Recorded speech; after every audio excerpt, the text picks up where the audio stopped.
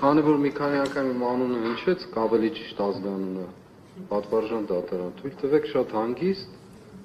խոսել։ Այո, ես Դատարանը մինչև այս պահը որևէ մեկին չի զրկել արտահայտելու իրավունքից, ուղղակի ոչ։ Չէ, ձեր խոսքը Ուղղակի կրկնվելու անհրաժեշտությունը չկա, խնդրեմ, լսում ենք ձեզ։ Ձեր խոսքը քանի որ ընդհատեցի, դրա համար ասեցի թույլ տվեք։ Ուրեմն ես 3 հատ ուղիղ հարց եմ տվել ձեզ։ Ինչին է վերաբերում 2 հոգու գյուլելու եւ 15 հոգու բանտ դնելու պատմությունը։ Դուք վստահ եմ ականատես եք եղել խորհրդարանում ազգային ժողովի ամբիոնում իրար հերթ չտալով մարդիկ ասել են, որ մարդկանց գնդակահարում էին։ Մեզ ձեզ հարցնում եմ, դուք կարող եք պատասխանել այդ հարցին։ Չեք կարող, որովհետև խաբեության մեջ եք։ Երկրորդ, հարց եմ տվել ձեզ, այս գործի մեջ ավտոբուս վառելու պատմություն կա, թե ոչ։ Երրորդ,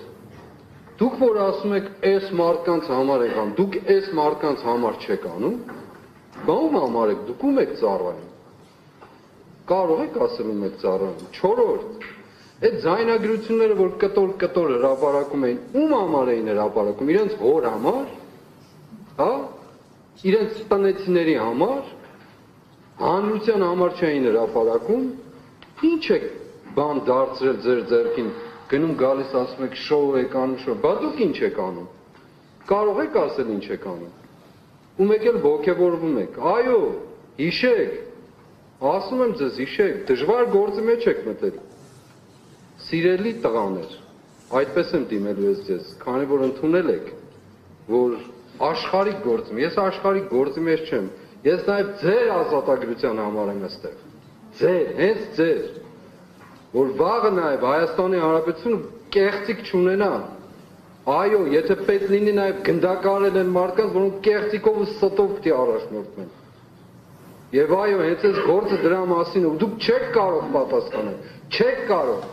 ուղղակի չեք կարող, ինչ ուզում եք արեք, ձեր ազգային ժողովի նախագահի խոսքերով ասեմ, թռնեք վերև, իջնեք ներքև, այո, վերաբերվում է, որովհետև խոսել եք այդպես, դուք եք